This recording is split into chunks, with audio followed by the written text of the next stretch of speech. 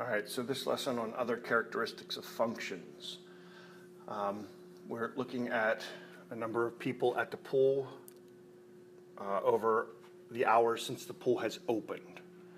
So question A, does this graph represent a function, and why or why not? So remember, the definition of function is that each element of the domain must be paired with exactly one element of the range. So in this case, our domain is the hours since the pool opened, and we're comparing that to the people at the pool. So at any given time, at any given hour since the pool opened, we're looking at, could there be more than one number of people at the pool?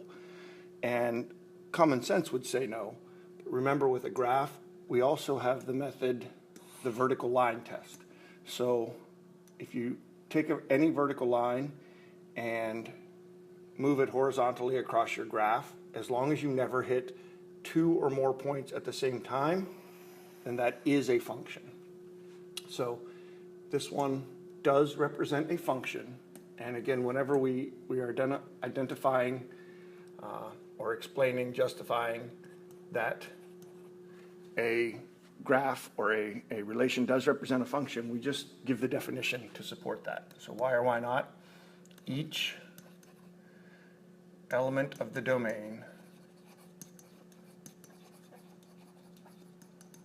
is paired with exactly one range element.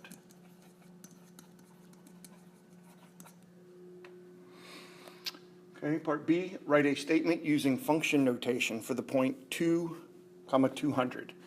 Well, our variables in this case are h and p of h. So when we write this, we want to say p of, now the h or x value is the 2, is equal to, now the y value, or in this case the p of h value, is 200. So p of 2 equals 200. And the second part of the question, what is the meaning of this point? Well, since the 2 in the parentheses here represents the h value, that's hours since the pool opened, the 200 is the y value, or in this case p of h, the dependent value, and that is number of people at the pool. So there are 200 people at the pool 2 hours after it opened.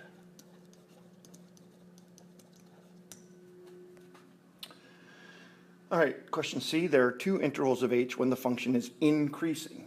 Using inequalities, write these intervals. So increasing, remember we always read a graph left to right. So as I start at the beginning of the graph and start to go left to right, this first section is increasing. It stops increasing right here at the top of this curve. Now it's decreasing, decreasing. Right here, when it bottoms out, it starts to increase again to the top of the next curve, and then it turns into a decreasing graph. So those 2 intervals where I am increasing are from 0 to 2. I'm sorry, to 2. Oh, my scale is counting by ones. I'm sorry. So it's from 0 to 3. Remember, we always give these intervals as according to the x-axis, or in this case, the h-axis, the independent variable. You never give increasing and decreasing intervals according to the y-axis. We're not asking how low or how high did it go, but rather where on the graph was it increasing. So it was increasing from 0 to 3, and then again from 5 over to 8. 5 less than h less than 8. Now these intervals for increasing and decreasing intervals, you always have the option of using just less than or equal to. It doesn't make a difference. I am in the habit, probably just because I was taught that way, to just use the less than. Okay, question D, there are 2 intervals when the function is decreasing. So that's every other part. Since there are no parts of this graph where it stays constant, every part is either increasing or decreasing. So there's a decrease, and here's another decrease. So what are those intervals? Well, one went from 3 to 5. The other one went from 8 to 10. So from 3 to 5 and from 8 to 10. Okay. What is the domain of this function? Domain is the independent variable. Okay, in this case, the H. H standing for hours since the pool opened. It goes from 0 to 10. So the leftiest to the rightiest is 0 less than H less than 10. Now, is there a point at 0? There is, so we need to include that. And likewise, we need to include the right endpoint at 10. What is the range of this function?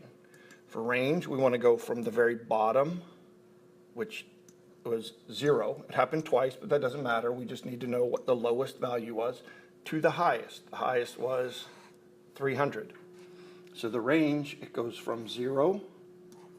Now we're doing independent variable, so this is a P of H, and it goes to 300 was the maximum customers at the pool. There is a point on 0. There is a value of 300. Okay. Part G, we are asked to find the value of P of 3. Again, since the 3 is in the parentheses, it is our H value, meaning we go to 3 on the H axis, read up till we find a point on the graph, and then look at what Y value matches it. That would be 250. So what does this mean? P of 3 equals 250 means there were 250 people at the pool 3 hours after it opened.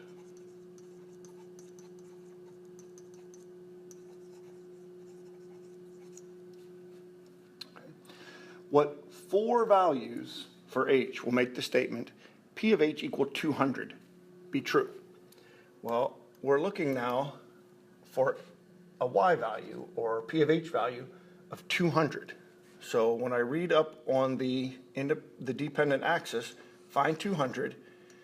If I have an imaginary horizontal line across there, every time it intersects the graph, that's one of the values of H. So here's 1, 2, 3, 4. Now some of those we're going to have to estimate. They're not exact. The first one happens at 2 hours. So H would equal 2. The next one is almost at 4. So we might say about 3.8. The next one happens a little past 6, maybe 6.4. And the last one about 9.5. But those are just estimates, those last 3. Okay. Number 2. This time we're talking about profit and loss at our pool store. Okay. Now, on the horizontal axis, the N axis it's labeled, we are representing the number of degrees that a high temperature is above the normal high temperature. So what that means is if we were on 0 on the N axis, we are exactly at the normal high temperature for that day. If we're at 4 on the x-axis, that means today's high temperature was 4 degrees above what's normal for today. Okay? Negative would mean below the average temperature. And then the y-axis, or P of N axis, is our profit.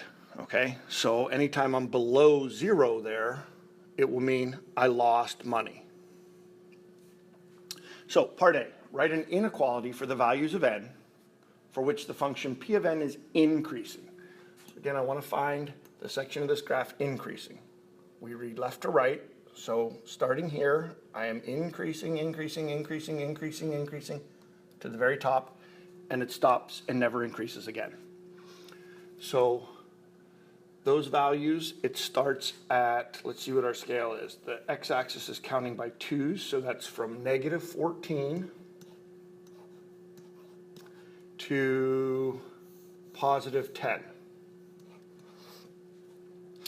Again, when you're doing increasing and decreasing intervals, it is your choice whether or not you make it the inequality symbols equal to or not. Part B, write an inequality for the values of n for which it is decreasing. Well, that's the rest of the graph. That's this side. So those values, it begins at 10 and decreases until we get to the end of the graph, which is at 20. So from 10 to 20. Part C, on the graph, label the point that represents p of negative 10 equals negative 400. Well, remember this function notation, the number in the parentheses is always your independent variable, and its value is, well, in this case, the negative 400. So this means we're really looking for the point negative 10, negative 400. So let's find that. Negative 10, negative 400. Well, the vertical axis here is counting by 100s. So I need to go down 1, 2, 3, 4. Sorry. Negative 10, 1, 2, 3, 4. There we are. Write the meaning of this statement. Let me label it first. Negative 10, negative 400. And what that means to us is we lose $400 when the high temperature for the day is 10 degrees below the normal high temperature.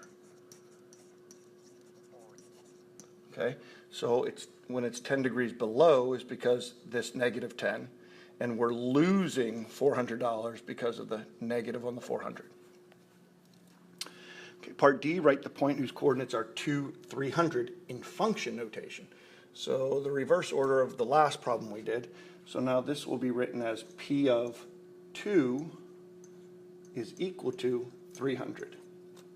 And then the meaning of that is when we are 2 degrees above the normal high temperature, we make a profit of $300.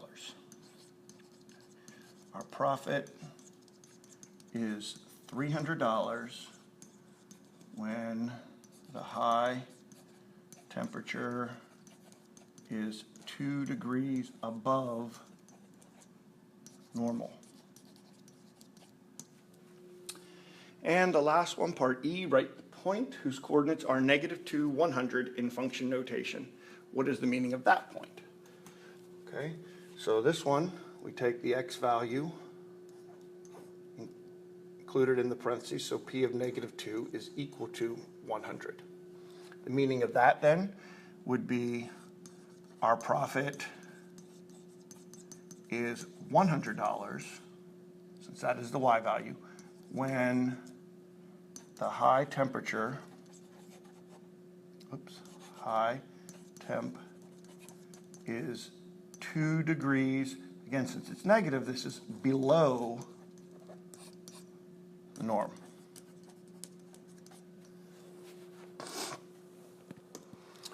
And, number 2 continues on the next page. Okay, so same graph. We're now introduced at the top here to a concept of intercepts. And we don't need that until we get to part I and J, so we'll hold off on that for a minute. Part F, what value of n makes the statement P of n equal 800 true? That means we're looking for the coordinates to be some value of n, comma, 800. So we read over on the graph, we go up to 800 on the vertical scale, read across and see where we hit the graph. That was at 10. So the value of n is 10. What is the meaning of your answer? That means we make $800 when the high temperature is 10 degrees above normal. And label that point on the graph. Here's our point, 10,800. And describe under what conditions your pool store will make a profit. Well, profit would be anything above zero. Zero is breaking even, profit is above zero. So that would be any time our graph is above the x-axis, or n-axis technically. So that started at -4 and continued to 18. So -4 to 18. Now we do need to decide here. It's important to decide if the -4 and the 18 count. Well, at -4, my graph is exactly on zero. That's not a profit. That's breaking even. Same thing at 18. There is no profit. You exactly broke even. So we do not want to include the endpoints -4 and 18. Okay. So I guess part G is actually a two-part question. We wrote the inequality, but describe under what conditions. So when the high temperature, can't seem to separate those two words, high temperature is from 4 degrees below normal to 18 degrees above normal, we make a profit. H says after n equals 10, the profit starts to decrease. Why do you think this happens? Now, that does ask, why do you think? I guess there's kind of an opinion involved there, but why might it start to decrease after that? Well, I would think that the first answer to pop into your head should be that, hey, when it's more than 10 degrees above the normal high temperature, it is so hot, we start losing customers. It's too hot to even come to the pool. More than 10 degrees above normal high temps, we start to lose customers to their air conditioner. Okay. All right, so part I. Now we're going to talk about these intercepts. So an N-intercept, or an X-intercept normally, is any point where your graph hits or crosses the x-axis, or in this case, the n-axis. Okay, so in this graph, what are the n-intercepts? Every time that x-axis, n-axis is touched or crossed by the graph, that's once, twice. Okay, so those values are -4 and 18. What do they represent? Well, what they always represent is the x value when your y value is 0. However, this has context to it. It's about temperature and our profit at our pool store, so we want to apply this to the context. When our temperature was 4 degrees below normal and when it was 18 degrees above normal, our profit was exactly 0, meaning we broke even. Okay, so these are the two temperatures that result in $0 profit. So, in other words, breaking even. We didn't make any money, we didn't lose any money. J, we're talking about the P of N intercept, or what's normally considered the y-intercept. So that's any time that your graph crosses or touches the vertical axis. So in this case, on this graph, we have one P of N intercept, and that's at 100, 200. So the P of n intercept is 200, and that represents the profit when it is at 0 degrees above or below normal. So we have $200 profit. We make $200 when the temperature is not above, not below, but it is actually the normal high temperature for that day. Okay. Moving on. Number 3. Our first question is, what do we think this arrow at the end of one side of the graph means? Well, I hope that's not really a guess on your part. I hope that you know that means the graph continues in both directions. It's continuing to the right and up. So the graph continues beyond what we show.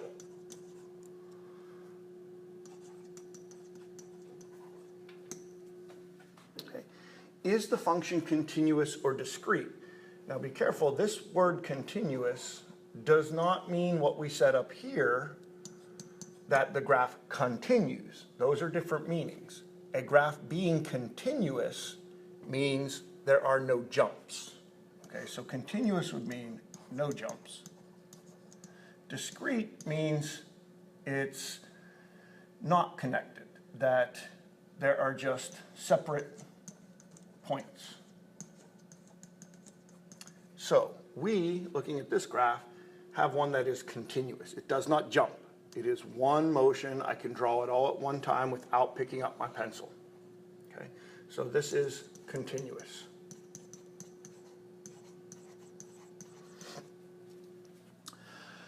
Part C, write a function statement for the point 2, -3. 2, -3. We want to write that. I guess that's actually not written exactly correctly. We want that in function notation. Function notation. So that would be f of the x value is 2 is equal to the y value -3. What is the domain of this function? Now domain means leftiest to rightiest, but remember this is our first graph today that continues to the right. It does not stop where our picture stops. So this one starts at 1, 2, 3, 4, -4, but it continues to the right forever. So that means every x value that is greater than -4. Do we also want to include -4? Well, there is a point, a solid point on -4, so yes. What is the range? Range would be bottomest to toppest. So the bottom of this graph is this point we already identified as 2, -3. So it's from -3 up how far? Well, again, this arrow means it continues to climb beyond what we see.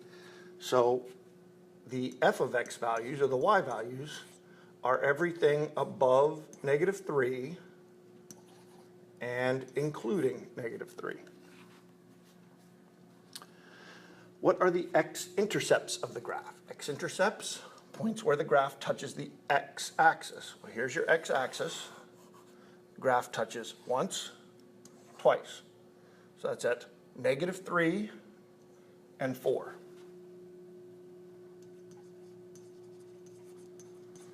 What is the value of f of x? So what is the y value at those x-intercepts? Well, this point is -3, 0. This point is 4, 0. What they have in common is that y value, that f of x value, is always 0. At any x-intercept on any graph, the y value is 0. What is the f of x intercept of the graph? So that is where it hits the y-axis. That's right here at -2. What is the value of x at that time? Well, since it's left or right, none, the x value is always 0 for a y-intercept. Okay, number 4, Now, what do we think the arrows on both sides of the graph mean? Well, this graph continues down and left, down and right, beyond what we can see. Probably, we assume, forever, infinitely. So the graph continues in both directions infinitely. So left and right. What is the domain then? Well, if it goes to the left forever and to the right forever, that means every number is part of the domain. And the way we say that is all real numbers. What is the range of this function? Well, is that all real numbers also? It does go down forever, infinitely, but it does not go up to positive infinity. It does have a top. That top is at 1, 2, 3, 4. The highest that graph ever goes is 4. So the g of x values are everything less than or equal to 4. What are the x-intercepts? Well, your x-intercepts are here and here. And although they look like they might have missed the actual integer values by a little bit, I'm going to go ahead and say this one's at -3 and this one's at +4. And the value of g of x at those x-intercepts, shouldn't have to think about that question. It is always 0. What is the g of x-intercept of the graph? Well, the g of x, where it hits the g of x axis, is at 3. And the value of x at that point is 0. All right, one more graph to look at.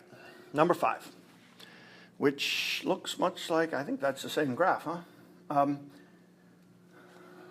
These should each say G then, G. Because our graph is G of x. So what do you think G of 6 might equal?